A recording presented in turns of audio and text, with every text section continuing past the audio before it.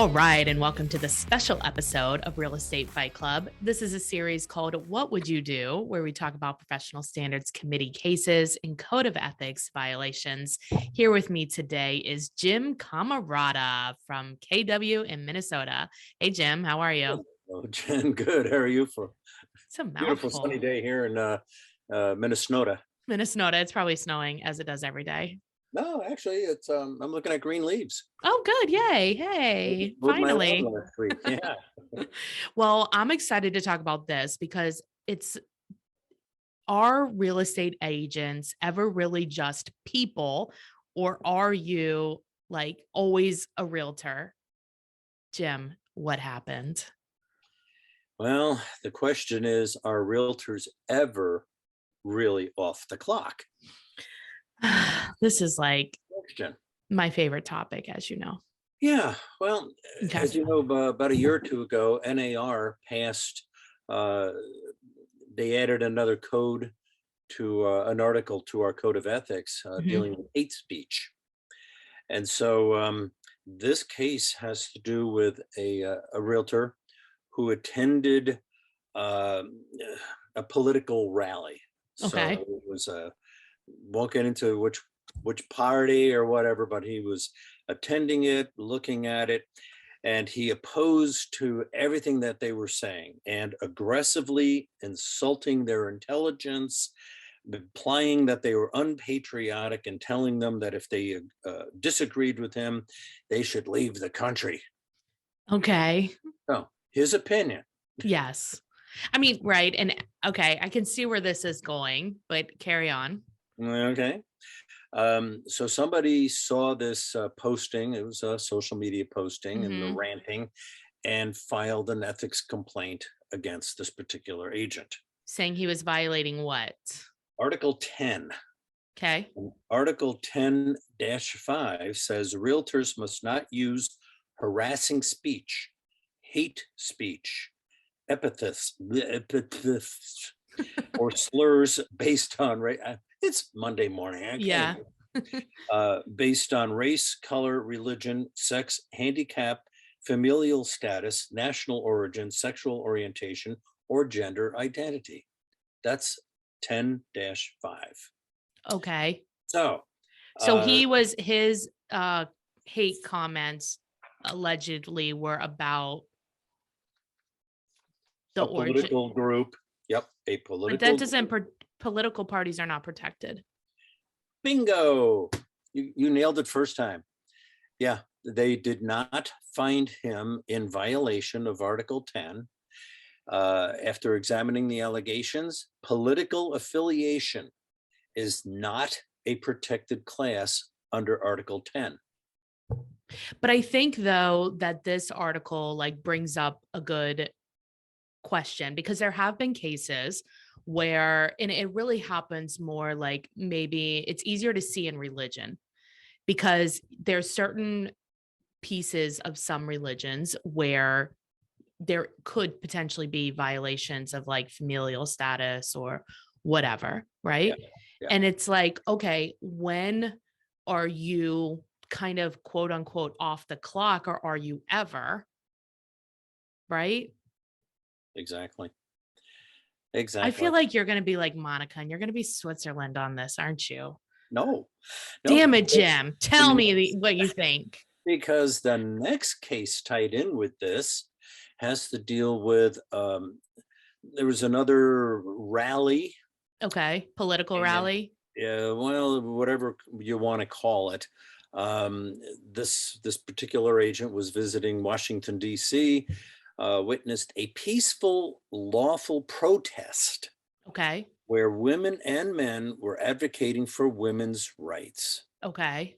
So this particular agent went on a rant in social media and says these morons have nothing better to do than come all the way to Washington to gripe about a problem that doesn't even exist. You're going to love this one. This is why women shouldn't be allowed to leave the house. Get back in the kitchen where you belong. Okay. So Don't you just love it? So you want to take your commercial break now or you want to continue? Well, we probably should.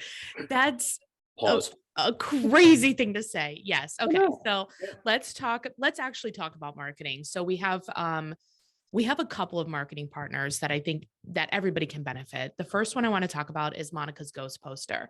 So a lot of us know that we need to be posting on social media and we get stuck in not knowing what to post.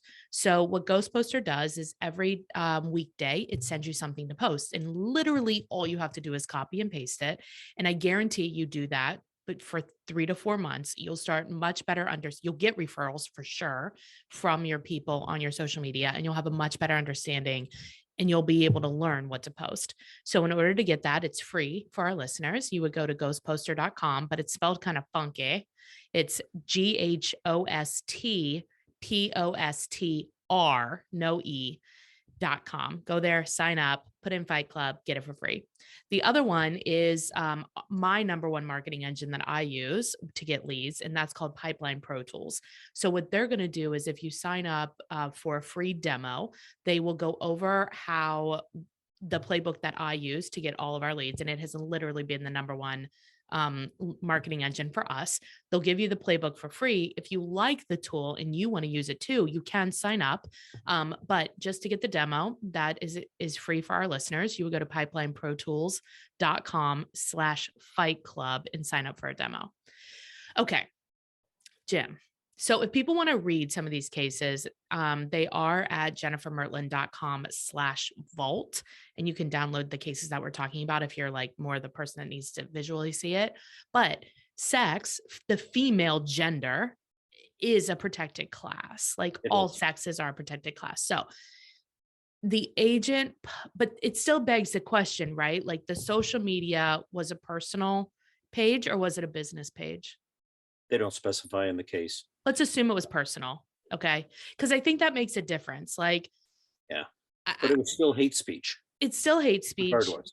I understand, but unless they are, in my opinion, unless they are acting like people shouldn't, I mean, I don't think people should hate people, but like people, you do, right? Like some people hate people, right? And I think we are as humans and Americans, we have free will to hate whomever we like. We just can't do it as part of a real estate transaction or there's some, laws there. So unless it, in my opinion, unless it was part of a real estate, like he was like, I'm a realtor, I know better, and all women should be in the kitchen. So buy your wife a house with a big kitchen, right? Or whatever it is. I think he's entitled to his opinion. I mean, even though I don't agree with him. Oh my God. Can you Well, imagine if I was stuck in the kitchen? We'd be having toast. I And sometimes I don't even make don't that know you right. that well. Well, I don't cook. Uh, I actually use my oven twice, once for making cookies and once for making bacon, and I almost burned down the whole apartment complex because of the bacon. Anyway, what do well, you think? anyway, let's come back. The realtor who filed a complaint against Mhm. the second agent won. They The won. the agent was found in violation of Why? Article 10 because he specifically targeted women with discriminatory and harassing speech. Women are a protected class, They and are, but he that violated. violation is not, that's more of like they're protected class by the government. It's more of that violation than a realtor code of ethics violation. Well, here's where it gets tricky, and Okay. I'm going to read some of this because I want to make sure that I get it absolutely correct. Does a business, trade association, or organization have the right to restrain or impose limits on the speech of employees or members? Doesn't the First Amendment guarantee every citizen the right to free speech? Mhm. The answer is the First Amendment protects the free speech of citizens from intrusion by the federal government. Okay. It does not generally protect speech from restraint by employers and other private entities. So, if a member of a trade association, such as the NAR, makes a public statement that is contrary to its mission, values, ethics, the organization can discipline or expel that member. So Interesting. you're But not where does off the that clock. end? But You're where does not it off the end? clock. Well, Never. here's where it goes on to, and you're going to love this one. Some argue that when realtors are off the clock, Mhm. chatting in a bar or private social media account, their words are outside the jurisdiction of their local, state, and national associations. I think I'm But, more be- aligned with that, but what did they but, be- say? but because real estate is such an intensely public, I love this one, public facing business, Mhm. realtors are arguably never off the clock. Wherever they go, they are representing the profession. That's a hard line to take. This is why they put this into Uh, the code of ethics. Look, I think that the protected classes, uh, I mean, I think it's a good law to have, like in general. My issue is more with like the freedom aspect. And it's like, where does it end? And this is saying it doesn't. It never ends. Like you are never off the clock because of this certificate that we have. Yeah, well, the last paragraph, let me read this to you. So when a realtor spouts hateful, discriminatory speech, images, or symbols in their private life, people in the offended class will feel as though they cannot obtain equal professional services from that realtor. From that That's one, why sure. that's why a realtor's words and conduct must always reflect the professional ethics they agreed to uphold when they chose to become a realtor. It is integral to building trust with the public, strengthening the reputation of all realtors, and ultimately helping to create a more just, fair, and equitable society. This is So where it takes it interesting to a whole how different level, Jan. it is. Is there more? No, Oh, I was just looking at however, the penalties. there was a case, and it wasn't that long ago that we did, I think we did a video on it, a Better Call Saul video. And it was about, um, uh, what about this? What about when those are in contradiction? So I don't, this guy was a realtor, but he was also a priest. And I think it was like one of the religions that's where this can sometimes come up in contradictory behavior. So in this case, I think this religion, I forget what it is, but they really um don't support like the gay community, which is a protected class. Okay. Sexual orientation is a protected class. So he had been volunteering with this specific organization to hand out meals, okay, or something like that. And then there was one year where this organization was actively trying to engage the community, the gay community, which was against like his religion. And in as a priest, he's or whatever they call them, he was like, hey, we're not going to participate this year. We're going to do our own food drive or whatever. But it was because of the push to interact with the gay community. He's like, this doesn't really align with our values as a community, so we're not going to do that or whatever, because religion is also a protected class, right? So you have these like clashes, and a case was filed against him because it was a realtor, and they found him not guilty. Or it's not guilty or not guilty, right? Not in violation. Violation, in Yeah. So violation. they found him not in violation.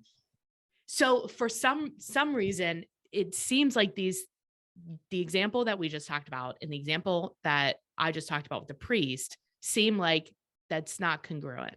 Like, right? And Are we ever off the clock or are we not? in my humble opinion, we're never off the clock.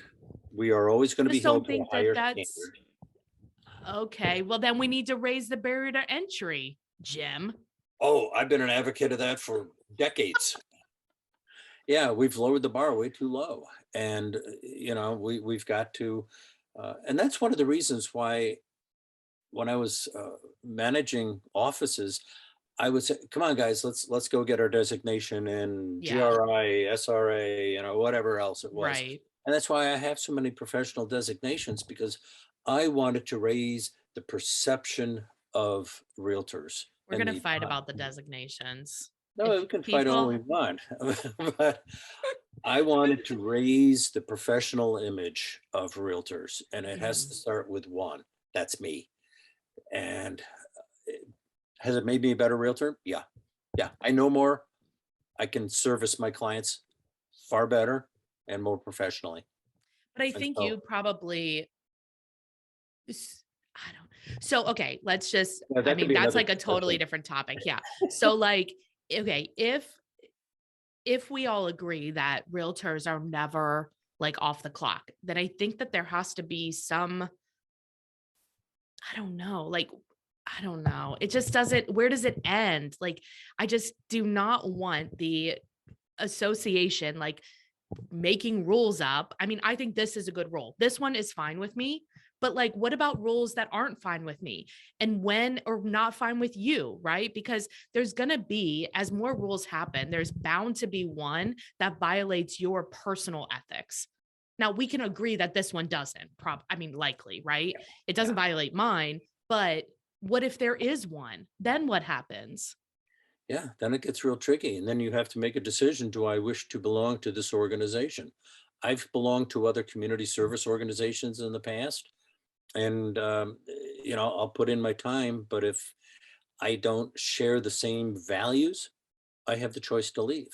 It's And I so have. interesting. And I have. And maybe, maybe as an organization, as realtors, we need to evaluate like what is it that we're trying to really do? And are all of our code of ethics like in line with that? And maybe, I don't know. It's too much, man. This Well, is a long then conversation. as a member of NAR and your state and your local, you and I have both agreed to abide by the code of ethics. But we've also been forced to, and I think that's the problem because for most agents, and if you're in a company, I mean, you cannot have a company, right? Like you can go out and get your broker's license and not be a member of NAR. But most of them, if you want to belong, like if you have to have your license at a brokerage, that's the law. And most brokerages require NAR membership and they require MLS membership. So it's not really a choice, Yeah, which is you're right. also where I have the problem. So you're forcing me to say that I abide by code of ethics rules that I may or may not agree to. And now when I'm not working as a realtor, you're saying I have to do that too. And you're forcing me to do so. The whole thing, there's something about it that rubs me wrong. Yeah, yeah.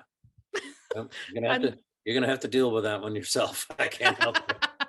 Yeah, I you made the know, you decision don't a get long fired time up, ago. Jim, when people try to tell I'm me gonna what to follow the do. rules, I and don't as like the it. broker of my office of 130 associates, I'm gonna make sure that they follow the rules too, because No, I I don't wanna totally be get it. ever standing in front of a judge saying, "Yes, Your Honor, that's exactly what happened." Right. No, I get it. I get it. Right. So, Jim, if people do have a referral for you, what is the best way to get a hold of you? I love referrals. Jim Camarata at kw.com or 612-562-7461. I'd love to Call me hear what collect. people. What's that? You can call me collect. That's okay. Yeah, that's okay. Can you? People don't do that anymore. Oh, they don't do it. I'd love to like hear what people think about this and where their heads at. So check us out on Instagram or Facebook at Real Estate Fight Club Podcast. All right. Thanks, Jim. All right. Thank you. See ya.